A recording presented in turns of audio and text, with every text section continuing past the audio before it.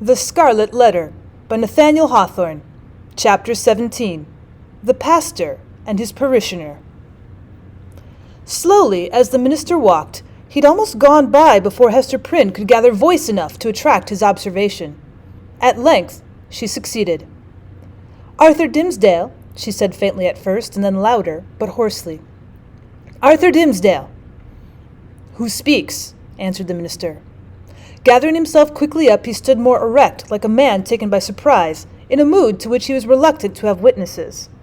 Throwing his eyes anxiously in the direction of the voice, he indistinctly beheld a form under the trees, clad in garments so somber and so little relieved from the grey twilight into which the clouded sky and the heavy foliage had darkened the noontide, that he knew not whether it was a woman or a shadow.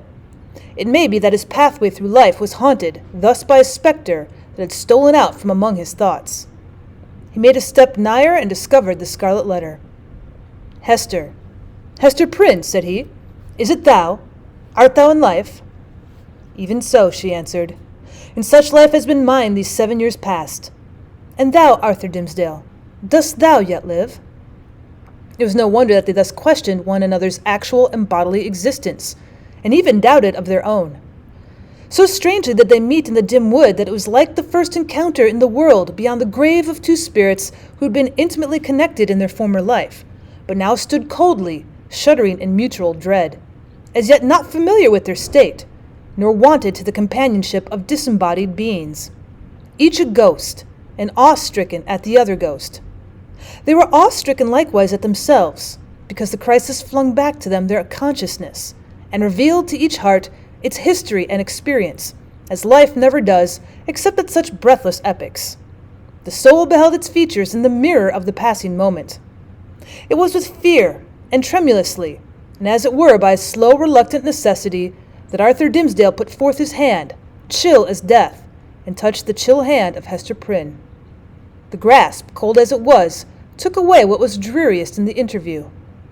They now felt themselves, at least, inhabitants of the same sphere.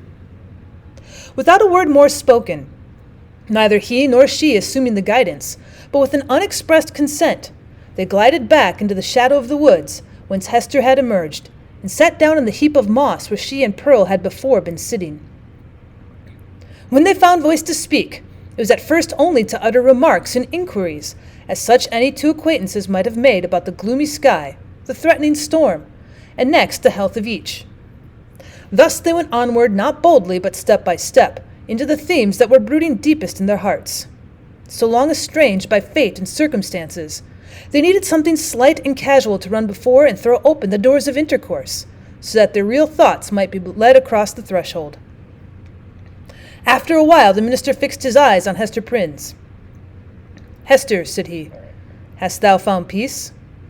She smiled drearily, looking down upon her bosom. "Hast thou?" she asked. "None. Nothing but despair," he answered. "What else could I look for, being what I am, and leading such a life as mine? Were I an atheist, a man devoid of conscience, a wretch with coarse and brutal instincts, I might have found peace long ere now. Nay, I should never have lost it. But as matters stand with my soul, whatever of good capacity there originally was in me, all of God's gifts that were the choicest have become the ministers of spiritual torment. Oh, Hester, I am most miserable." "But the people reverence thee," said Hester, "and surely thou workest good among them. Does this bring thee no comfort?" "More misery, Hester, only the more misery," answered the clergyman with a bitter smile. "As concerns the good which I may appear to do, I have no faith in it. It must needs be a delusion. What can a ruined soul like mine effect towards the redemption of other souls, or a polluted soul towards their purification? And as for the people's reverence, would that it were turned to scorn and hatred. Canst thou deem it, Hester, a consolation that I must stand up in my pulpit and meet so many eyes turned upward to my face, as if the light of heaven were beaming from it, must see my flock hungry for the truth, and listening to my words, as if a tongue of Pentecost were speaking, and then look inward, and discern the black reality of what they idolize? I have laughed, in bitterness and agony of heart, at the contrast between what I seem and what I am, and Satan laughs at it."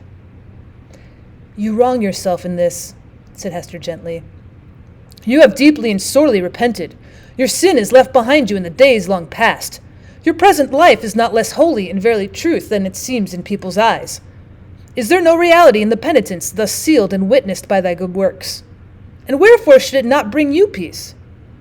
No, Hester, no, replied the clergyman. There is no substance in it. It is cold and dead, and can do nothing for me. Of penance, I have had enough. Of penitence, there has been none. Else I should long ago have thrown off these garments of mock holiness, and have shown myself to mankind, as they will see me at the judgment seat. Happy are you, Hester, that wear the Scarlet Letter openly upon your bosom. But mine burns in secret. Thou little knowest what a relief it is, after the torment of a 7 years' cheat, to look into an eye that recognizes me for what I am. Had I one friend, or were it my worst enemy, to whom, when sickened with the praises of all other men, I could daily betake myself, and known as the vilest of all sinners, methinks my soul might keep itself alive thereby. Even thus much of truth would save me. But now it's all falsehood, all emptiness, all death. Hester Prynne looked into his face, but hesitated to speak. Yet, uttering his long restrained emotions so vehemently as he did, his words here offered her the very point of circumstances in which to interpose what she came to say. She conquered her fears and spoke. Such a friend as thou hast even now wished for, said she, with whom to weep over thy sin, thou hast in me, the partner of it. Again she hesitated, but brought out the words with an effort. Thou hast long had such an enemy, and dwellest with him under the same roof. The minister started to his feet, gasping for breath, and clutching at his heart as if he would have torn it out of his bosom. What sayest thou? Cried he. An enemy, and under mine own roof. What mean you? Hester Prynne was now fully sensible of the deep injury for which she was responsible to this unhappy man, in permitting him to lie for so many years, or indeed for a single moment, at the mercy of one whose purposes could not be other than malevolent. The very continuity of his enemy beneath whatever the mask the latter might conceal himself was enough to disturb the magnetic sphere of a being so sensitive as Arthur Dimmesdale. There had been a period when Hester was less alive to this consideration, or perhaps in the misanthropy of her own trouble, she left the minister to bear what she might picture to herself as a more tolerable doom. But of late, since the night of his vigil, all her sympathies towards him had been both softened and invigorated. She now read his heart more accurately. She doubted not that the continual presence of Roger Chillingworth, the secret poison of his malignity, infecting all the air about him, and his authorized interference as a physician with the minister's physical and spiritual infirmities, that these bad opportunities had been turned to a cruel purpose. By means of them, the sufferer's conscience had been kept in an irritated state, the tendency of which was not to cure by wholesome pain, but to disorganize and corrupt his spiritual being. Its result on earth could hardly fail to be insanity, and hereafter that eternal alienation from the good and true, of which madness is perhaps the earthly type. Such was the ruin to which she had brought the man, once, nay, why should we not speak it, still so passionately loved. Hester felt that the sacrifice of the clergyman's good name and death itself, as she had already told Roger Chillingworth, would have been infinitely preferable to the alternative which she had taken upon herself to choose. And now, rather than have had this grievous wrong to confess, she would gladly have laid down on the forest leaves and died there, at Arthur Dimmesdale's feet. "Oh, Arthur," cried she, "forgive me. In all things else I have striven to be true. Truth was the one virtue which I might have held fast, and did hold fast, through all extremity, save when thy good, thy life, thy fame, were put in question. Then I consented to his deception. But a lie is never good, even though death threaten on the other side. Dost thou not see what I would say? The old man, the physician, he whom they called Roger Chillingworth, he was my husband." The minister looked at her for an instant, with all that violence of passion which intermixed in more shapes than one with his higher, purer, and softer qualities, was in fact the position of him which the devil claimed, and through which he sought to win the rest. Never is there a blacker or fiercer frown than Hester now encountered. For the brief space that it lasted, it was a dark transfiguration. But his character had been so much enfeebled by suffering that even its lower energies were incapable of more than a temporary struggle. He sank down on the ground and buried his face in his hands. "I might have known it," murmured he. "I did know it. Was not the secret told me in the natural recoil of my heart at the first sight of him, and as often as I have seen him since? Why did I not understand? O Hester Prynne, thou little knowest of all the horror of this thing, and the shame, the indelicacy, the horrible ugliness of this exposure of a sick and guilty heart to the very eye that would gloat over it. Woman, thou art accountable for this. I cannot forgive thee. Thou shalt forgive me, cried Hester, flinging herself on the fallen leaves beside him. Let God punish. Thou shalt forgive. With sudden and desperate tenderness she threw her arms around him and pressed his head against her bosom, little caring though his cheek rested on the scarlet letter. He would have released himself, but strove in vain to do so. Hester would not set him free lest she should look her sternly in the face. All the world had frowned on her, for 7 long years had frowned upon this lonely woman, and still she bore it all, nor ever once turned away her firm, sad eyes. Heaven likewise had frowned upon her, and she had not died. But the frown of this pale, weak, sinful, and sorrow-stricken man was what Hester could not bear and live. Wilt thou yet forgive me, she repeated over and over again. Wilt thou not frown? Wilt thou forgive? I do forgive you, Hester, replied the minister at length, with a deep utterance out of an abyss of sadness, but no anger. I freely forgive you now. May God forgive us both. We are not, Hester, the worst sinners in the world. There's one worse than even the polluted priest. That old man's revenge has been blacker than my sin. He's violated in cold blood the sanctity of a human heart. Thou and I, Hester, never did so. Never, whispered she. What we did had a consecration of its own. We felt it so. We said so to each other. Hast thou forgotten it? Hush, Hester, said Arthur Dimmesdale, rising from the ground. No, I've not forgotten. They sat down again side by side, and hand clasped in hand on the mossy trunk of the fallen tree. Life had never brought them a gloomier hour. It was the point whither their pathway had so long been tending, and darkening ever as it stole along. And yet it unclosed a charm that made them linger upon it, and claim another, and after all, another moment. The forest was obscure around them, and creaked with a blast that was passing through it. The boughs were tossing heavily above their heads, while one solemn old tree groaned dolefully to another, as if telling the sad story of the pair that sat beneath, or constrained to forebode evil to come. And yet they lingered. How dreary looked the forest track that led backward to the settlement, where Hester Prynne must take up again the burden of her ignominy and administer the hollow mockery of his good name. So they lingered an instant longer. No golden light had ever been so precious as the gloom of this dark forest. Here seen only by his eyes, the scarlet letter need not burn into the bosom of the fallen woman. Here seen only by her eyes, Arthur Dimmesdale, false to God and man, might be for one moment true. He started at a thought that suddenly occurred to him. Hester, cried he, here's a new horror. Roger Chillingworth knows your purpose to reveal his true character. Will he continue then to keep our secret? What will now be the course of his revenge? There is a strange secrecy in his nature, replied Hester thoughtfully, and is grown upon him by the hidden practices of his revenge. I deem it not likely that he will betray the secret. He will doubtless seek other means of satiating his dark passion. And I?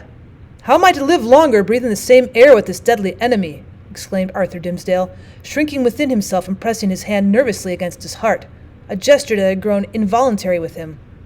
Think for me, Hester. Thou art strong. Resolve for me. Well, thou must dwell no longer with this man, said Hester slowly and firmly. The heart must be no longer under his evil eye. It were far worse than death, replied the minister. But how to avoid it? What choice remains to me? Shall I lie down again on these withered leaves where I cast myself when thou didst tell me what he was? Must I sink down there and die at once? Alas, what a ruin has befallen thee, said Hester, with the tears gushing into her eyes. Wilt thou die for that very weakness? There's no other cause. Judgment of God is on me, answered the conscience-stricken priest. It is too mighty for me to struggle with. Heaven would show mercy, rejoined Hester. Hast thou but the strength to take advantage of it? Be thou strong for me, answered he. Advise me what to do. Is the world then so narrow? Exclaimed Hester Prynne, fixing her deep eyes on the minister's, and instinctively exercising a magnetic power over a spirit so shattered and subdued that it could hardly hold itself erect. Doth the universe lie within the compass of yonder town, which only a little time ago was but a leaf-strewn desert, as lonely as this around us. Whither leads yonder forest track? Backward to the settlement, thou sayest? Yes, but onward too. Deeper it goes, and deeper into the wilderness, less plainly to be seen at every step, until some few miles hence the yellow leaves will show no vestige of the white man's tread. There thou art free. So brief a journey would bring thee from a world where thou hast been most wretched, to one where thou mayest still be happy. Is there not shade enough in all this boundless forest to hide thy heart from the gaze of Roger Chillingworth? Yes, Hester, but only under the fallen leaves, replied the minister with a sad smile. Well, then there's the broad pathway of the sea, continued Hester. It brought thee hither. If thou so choose, it will bear thee back again. In our native land, whether in some remote rural village or in vast London, or surely in Germany, in France, in pleasant Italy, thou wouldst be beyond his power and knowledge. And what hast thou to do with all these iron men and their opinions? They have kept thy better part in bondage too long already. I cannot be, answered the minister, listening as if he were called upon to realize a dream. I am powerless to go. Wretched and sinful as I am, I had no other thought than to drag on my earthly existence in the sphere which Providence hath placed me. Lost as my own soul is, I would still do what I may for other human souls. I dare not quit my post, though an unfaithful sentinel, whose sure reward is death and dishonor when his dreary watch shall come to an end. Thou art crushed under this 7 years' weight of misery, replied Hester, fervently resolved to buoy him up with her own energy. But thou shalt leave it all behind thee. It shall not encumber thy steps as thou treadst along the forest path. Neither shalt thou freight the ship with it, if thou prefer to cross the sea. Leave this wreck and ruin here where it hath happened. Meddle no more with it. Begin all anew. Hast thou exhausted possibility in the failure of this one trial? Not so. The future is yet full of trial and success. There is happiness to be enjoyed. There is good to be done. Exchange this false life of thine for a true one. Be, if thy spirit summon thee to such a mission, the teacher and apostle of the red men. Or, as is more thy nature, be a scholar and a sage among the wisest and most renowned of the cultivated world. Preach, write, act. Do anything save to lie down and die. Give up this name of Arthur Dimmesdale, and make yourself another, and a high one, such as thou canst wear without fear or shame. Why shouldst thou tarry so much as one other day in the torments that have so gnawed into thy life, that have made thy feeble, to will and to do, that will leave thee powerless even to repent? Up and away! Oh, Hester, cried Arthur Dimmesdale, in whose eyes a fitful light kindled by her enthusiasm flashed up and died away. Thou tellest of running a race to a man whose knees are tottering beneath him. I must die here. There's not the strength or courage left me to venture into the wide, strange, and difficult world alone. It was the last expression of despondency of a broken spirit. He lacked energy to grasp the better fortune that seemed within his reach. He repeated the word. Alone, Hester. Well, thou shalt not go alone, answered she in a deep whisper. Then all was spoken.